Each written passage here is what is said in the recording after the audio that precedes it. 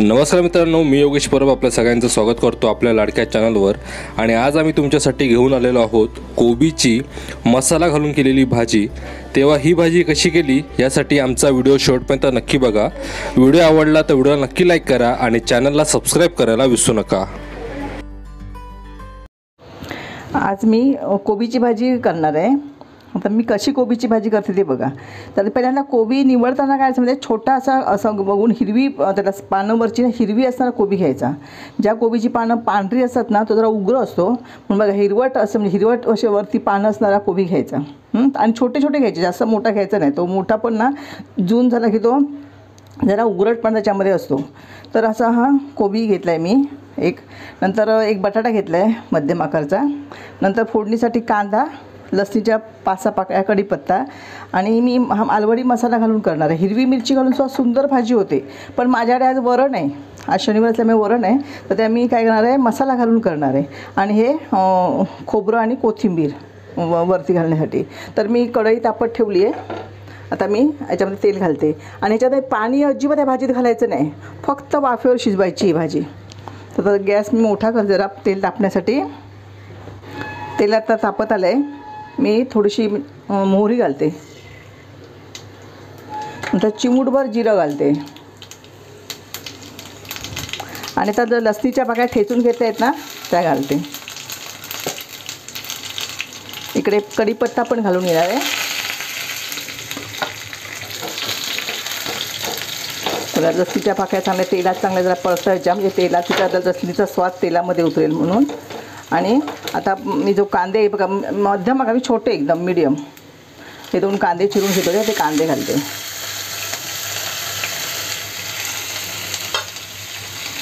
हे चांगला पण परतून घ्यायचं आहे।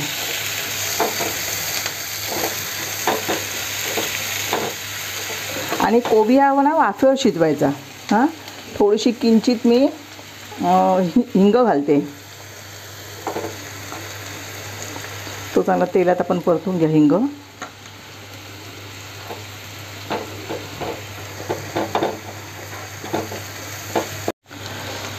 हळद घालते 1/2 चमचा आणि आमचा मालवणी मसाला आपल्याला ज्याप्रमाणे तिखट हवी भाजी त्याप्रमाणे आपण मालवणी मसाला घालायचा आहे। तर मी आता थोडीच भाजी, जास्त नाही आहे, 1.5 चमचा मसाला घातला आहे, तो चांगला परतून घेते। आणि बटाट्याच्या ना एकदम लहान फोडी करायच्या, म्हणजे त्या कोबीवर पटकन शिजतील। आणि वाफेवर झाकण ठेवून वाफेवर शिजवायचं आहे, आपल्याला अजिबात पाणी घालायचं आहे। मी कोबी बघा एकदम सुका आहे, धुवून ठेवला होता सकाळी आणि तो नंतर मग चिरला आहे। ह्याप्रमाणे बारीक आपण कोबी चिरून घ्यायचं आहे।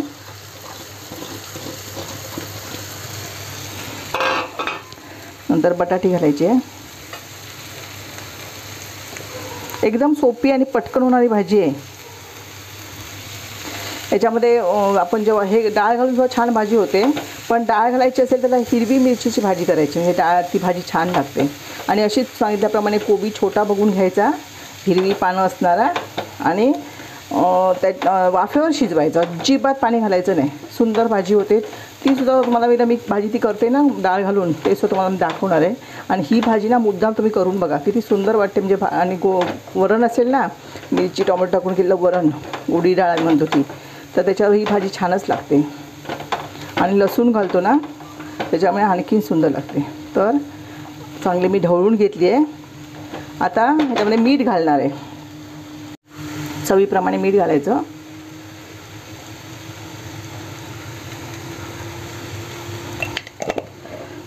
आणि ह्या पॅनचं झाकण आहे ना, ते झाकणच मी वर ठेवणार आहे आणि चांगलं अगदी गॅस कमी, एकदम कमी गॅस ठेवून मी ती वाफेवरती शिजवून घेणार आहे। आता 2 मिनटं ह्याला मी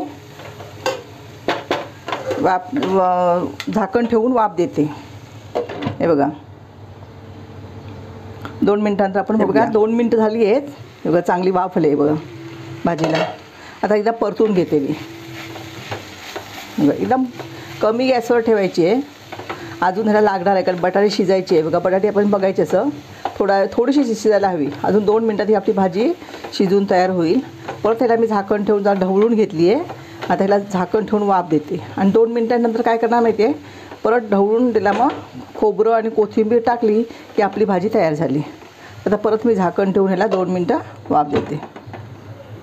हे बघा आता 2-3 मिनटं झाली आहेत, हे बघा चांगली वापरली, भाजीसुद्धा आपली चांगली आवडली आहे. बरं जास्त शिजवायची नाही, एवढीच आहे बघा. बटाटी पण शिजली आहे हे बघा. त्यामुळे आता आपली भाजी पूर्ण आली. आता मी हे खोबरं आणि कोथिंबीर घालते बघा. 6-7 मिनटात भाजी आपली तयार झाली आहे फोडणीला घातल्यापासून हे बघा. आता मी गॅस सगळ्याला भाजीला कांदा हे करते, खोबरं आणि कोथिंबीर लागली आहे. मी आता गॅस बंद करते. अशी पटकन झटपट होणारी लहान मुलांच्या सगळ्यांच्या आवडीची भाजी. जरा वेगळ्या पद्धतीने आपण करायची, ही सगळ्यांना आवडते.